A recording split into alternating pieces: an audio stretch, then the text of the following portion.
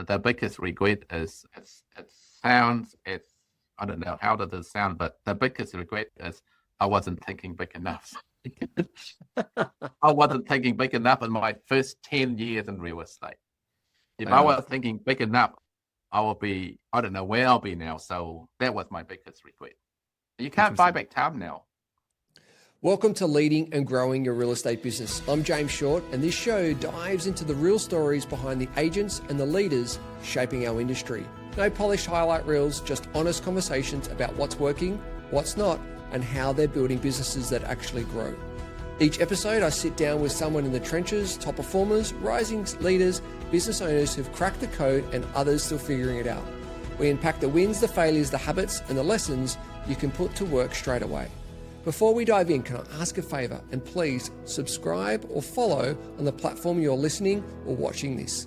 The more we grow, the bigger impact we can have together. And thank you. Let's get started. Ladies and gentlemen, we have royalty in the house.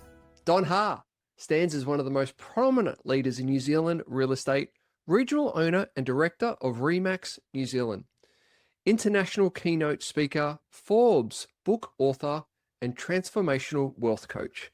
He's also the director and founder of Exponential Coaching, a performance-based coaching company through which Don has helped individuals, teams, and businesses unlock exponential growth, elevated their results, and achieve long-term success.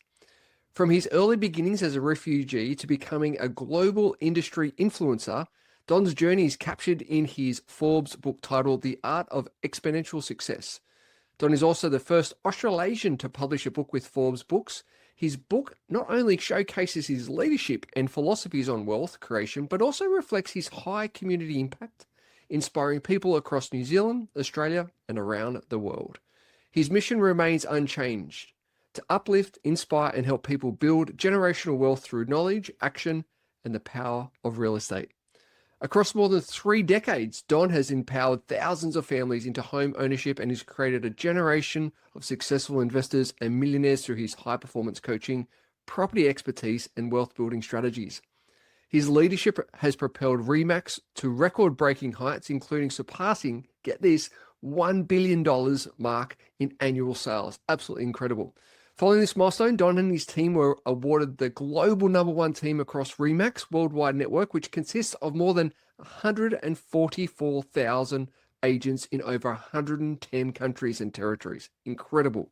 A recognition that highlights the scale and strength and consistent excellence of his organization. Today, Don oversees an expansive development and project pipeline valued at over $20 billion, stretching from Auckland to Queensland and across Australia, reinforcing REMAX as a major force shaping the future of property in this part of the world. Honor and privilege to have him on the show today. Don, welcome.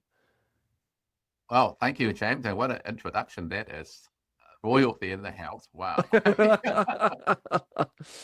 I'm so excited to have a chat to you. You've achieved so much and you've impacted so many people's lives across your time within the real estate industry and just as a person itself. And I'm really interested to unpack that and find out more about your journey. And I want to start off with those beginnings of the real estate. What initially got you into the industry and how did that all come about?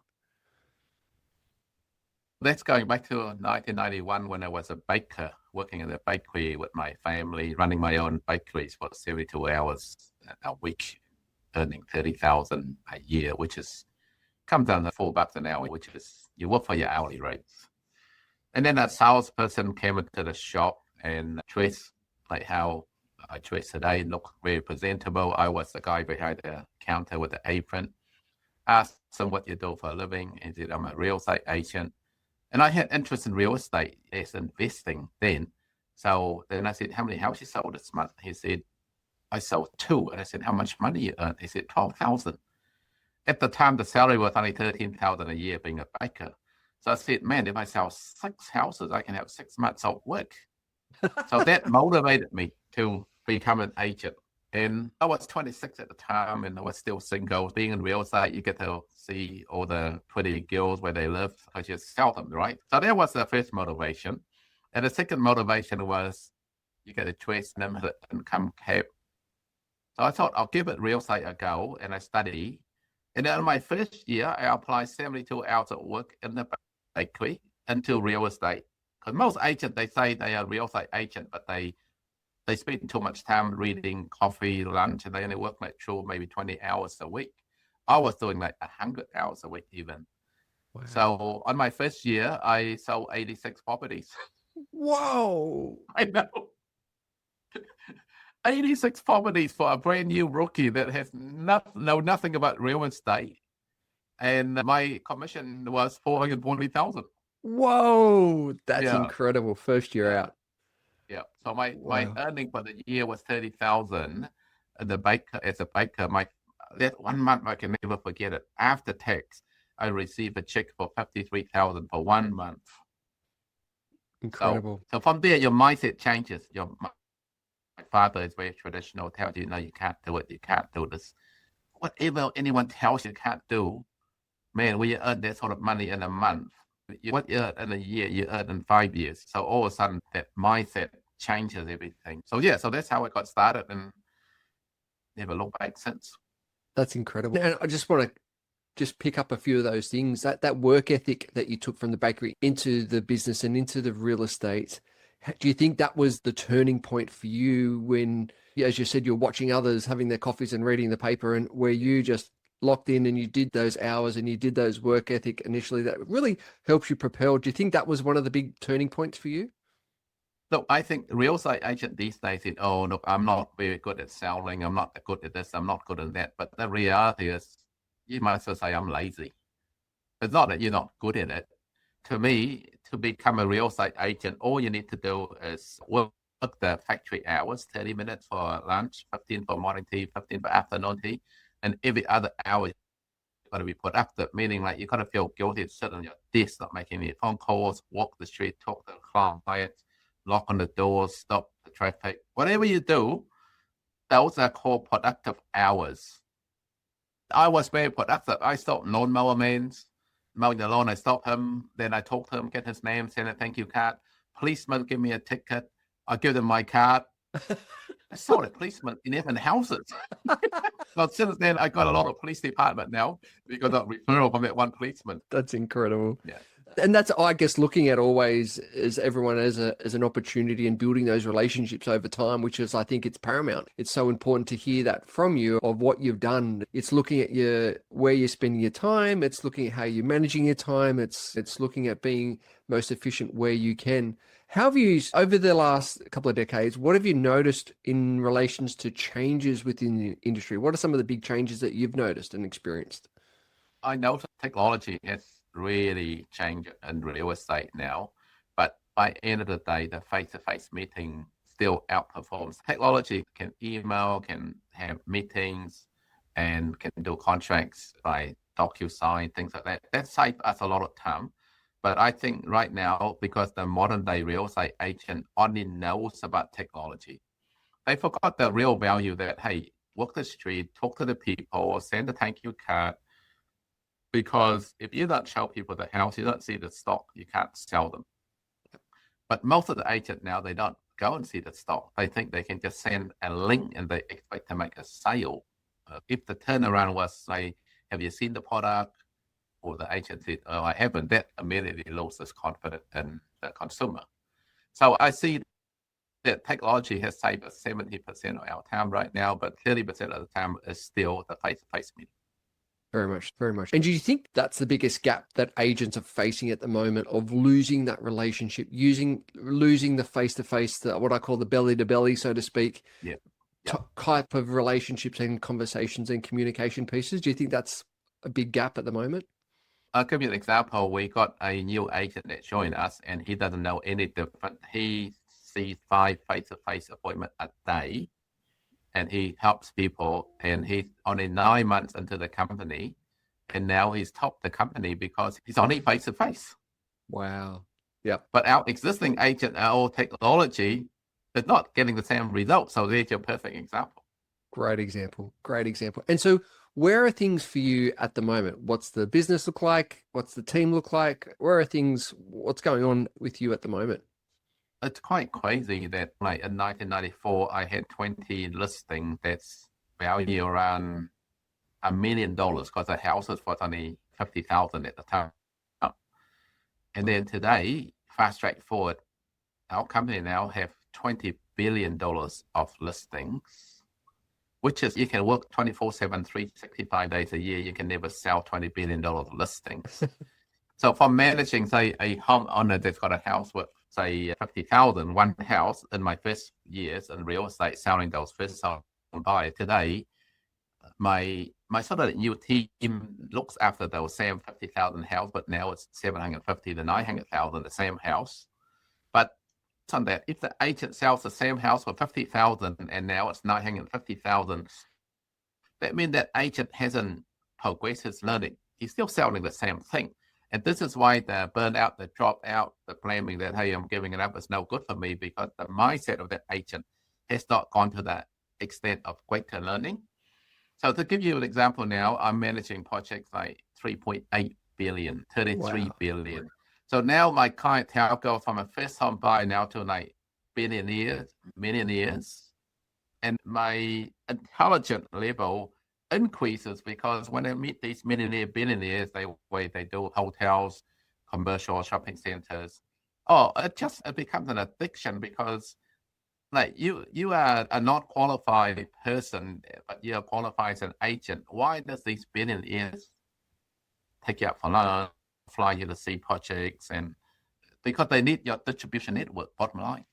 So that's what keeps me going now as well. I'm just getting more and more referrals, and that drives you to keep going.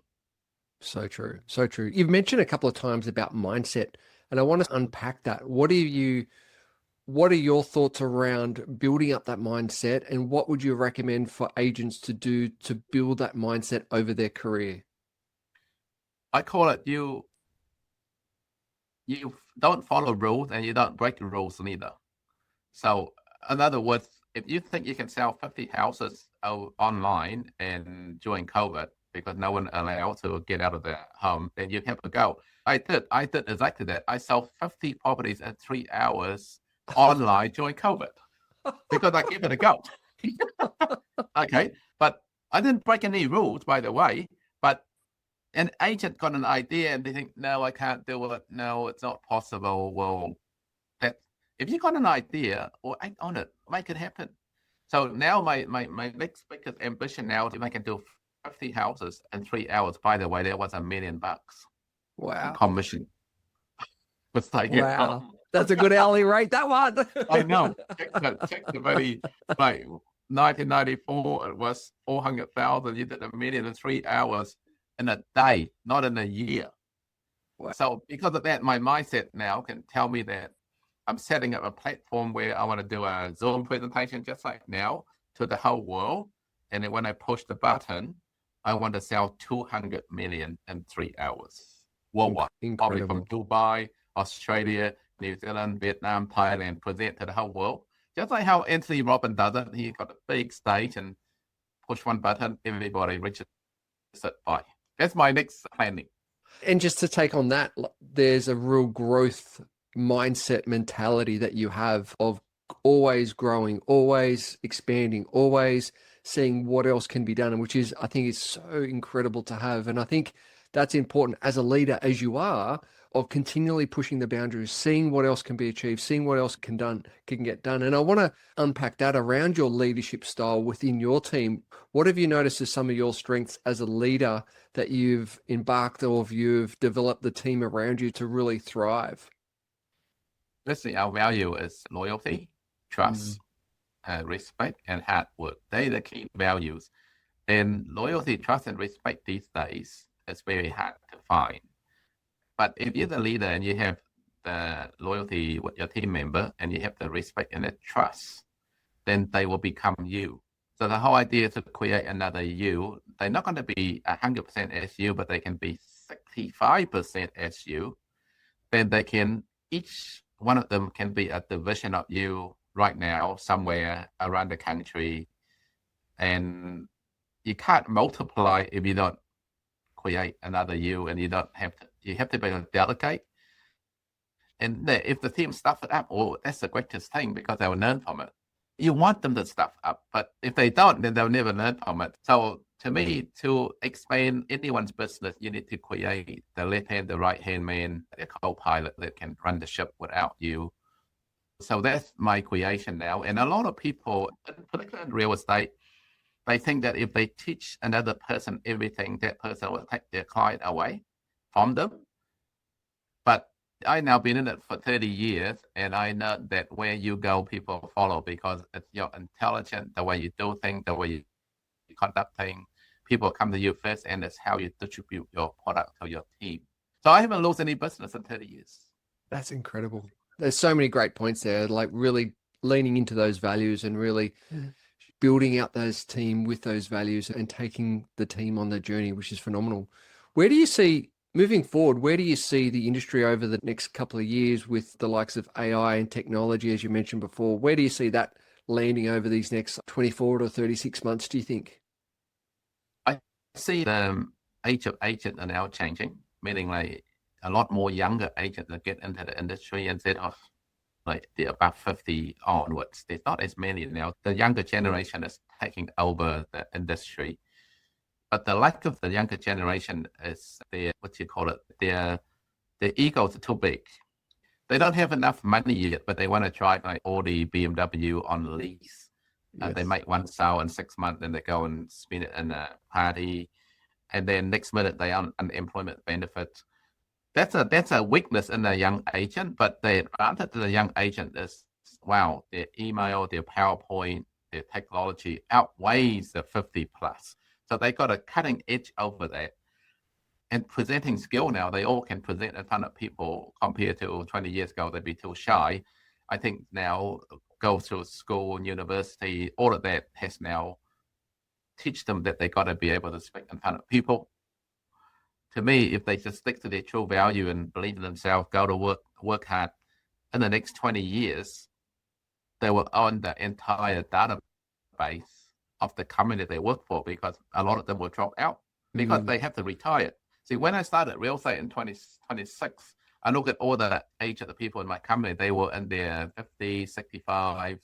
And I said, in 20 years time or 30, you all retired and I'll completely take over your database. The entire company retired and even shut down. Wow. And I'm now 57. So yeah, the longer you're in this industry, I call it every morning when you wake up, you put your foot down. You can either put your foot down and go and get a job and you know exactly what you earn. Or every morning when you put your foot down, you know that you're going to be earning $1 million, $500,000, $300,000 because your customer referral base. Yes. But that takes the first 2 years of grinding. You do 80, 100 hours. Then the third year becomes, all of my business, believe it or not, is by referrals. No marketing in 30 years. Wow. Incredible. That's incredible. Crazy. That is incredible. When you have one billionaire, they're going to have 2 other billionaire friends. When you have 1 millionaire, they're going to have 3 other millionaire friends. So when you do a good job, they just say, go see Don, go see Don. So it's a great honor to be in this position. That's incredible. And that really is the testament of how you build and develop relationships, because people only refer if they know and trust you. And that's a testament to yourself over the 30 years of building and developing. And more importantly, I think maintaining those relationships, because as you said, you sold 11 properties to one police officer. Like, that's over years of going through that relationship building and maintaining. I think it's a really good point that you've made around, for the younger guys and girls coming into the industry, of building and, more importantly, maintaining those relationships rather than the quick buck in and out and not building those relationships over time. So that's phenomenal. And the power of self-belief, I noticed, I don't know, from COVID onwards, from teenagers to adults, I think our mental well-being all of a sudden has gone really weak for some reason. And I've seen it from all sorts of ages, because people come through here, I consult, and they all come to me with certain personal issues. But I really think the power of self-belief is you, the person. No one can change you. No medicine, no advice. You, the person, has got your own belief that everything you do is possible by just grinding and stick focus. But if we only focus on something for 3 hours and for 2 days and we quit, then we believe that we fail. We give it a go for 6 months, then see. Very true. Now, Don, on our show, we have our 60-second quiz to find out a little bit more about our guests. Are you willing to play? Yeah, absolutely. All right, here we go. What's your favorite movie? Got to be Heat, Al Pacino, and what's his name? Robert De Niro. Love it. Fantastic. What's your favorite food? Seafood. Nice. What's your favorite holiday destination? Oh, I got to say, got to be Venice. Beautiful. Yep. What do you have a morning routine, and what would that be? Yeah, morning routine. I normally get up. I do about 10 minutes stretch, and now I look after myself. So I do workout for about an hour, and then after that, I have breakfast and I go see my client, go to work. So this is my usual routine now. Nice. Fantastic. And do you have a evening routine? What would that be? Evening routine, I'll get home, have dinner with the kids. Sometimes I have an event, mostly once I'm work, I got an event in the evening. So I would get home and then probably spend a bit of time with the family. And then I work again. So I call it that from 9 to 5, I work for my customers. From 10 to 12, I work for me. So I'm a late sleeper. So I work while people sleep. Think of Fantastic. my ideas, what I'm doing the next day, and things like that. And Great. one thing I always do is reply to every email, every text message by end of the day. Wow. There's no next day, because next day comes, you're tracking your work from the day before forward, and that means you can't progress. I always finish all my messages by end of the day. What a great ethos. That's fantastic. Don, do you have a most embarrassing moment? Yes, I do. My most embarrassing moment was when I was in college. I had a crush on the skill. And then when I left college, I went and became a shoe salesman. And I went to the soccer club. And she happened to be in the club room. And I was a shoe salesman. Can you believe it? It still haunt me until this day. I love it. I love it. Yeah, so it was embarrassing. Oh, fantastic. Now, if you could I had no self-confidence then, okay? So, yeah, that makes it even worse. Oh, wow. And what a journey it's been on. That's phenomenal. Good on you. Well done. Now, if you could choose 5 inspirational people to have dinner with, who could they be? They could be dead or alive. Who would they be? I love Barack Obama. When he was elected to become the president, I really watched his speech, and it really moves me. And the second person had to be Kylie Minogue, because she's born on the same year, same day as me, and I always think I'm going to marry her for a day, so I can't wait for that day to come. And I would love to meet the president of America, regardless Donald Trump or whoever. I always want to become the greatest EA of a president, because I believe that every move, everything they do, I know what they want. So that's just my other thing. And then I would like to go to India and meet the Prime Minister of India to see how his mindset is to control all of the billion people. And then obviously the last and least, but my motivational speaker, Anthony Robbins, that in the year 1999 had done his Destiny or Awake the Giant Within You in Sydney. The method that I got from his seminar was do it now. So ever since, I follow everything, do it now. And yeah, that's what made me become what I'm today. I never delay. I got an idea, I do it now. Love it. Fantastic. And do you have a biggest regret? Yes, I do. The biggest regret is it sounds, I don't know how does it sound, but the biggest regret is I wasn't thinking big enough. I wasn't thinking big enough in my first 10 years in real estate. If I was thinking big enough, I don't know where I'll be now. So that was my biggest regret. You can't buy back time now. Very true. So very true. If you know what you can achieve, think 20 times bigger, think 100 times bigger, not double. Yeah. Love it. Fantastic. Now, if you're a prime minister for the day, what's one thing that you would change?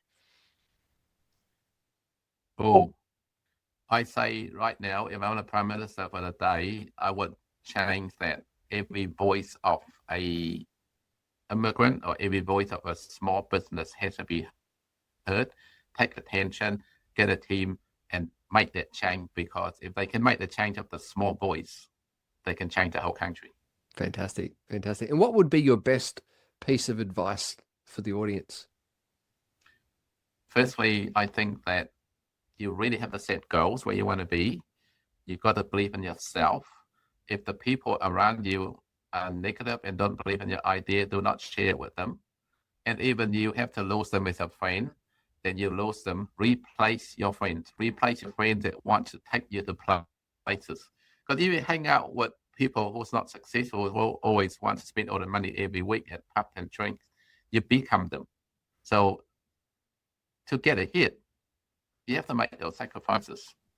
Very true. Very true. And how can the audience follow your journey and find out more information? They can find me through my Facebook, Instagram, and LinkedIn profile. I got quite a bit of online presence. And I welcome people to send me messages and things like that, because that's what I live for. Fantastic. Don, really appreciate your time, your energy, and your expertise today. Thank you so much for sharing your insights, your journey, and also some advice. It's a truly honor and truly a privilege to have you on the show today. Thank you for giving me the opportunity. I'm looking forward to hear the feedback.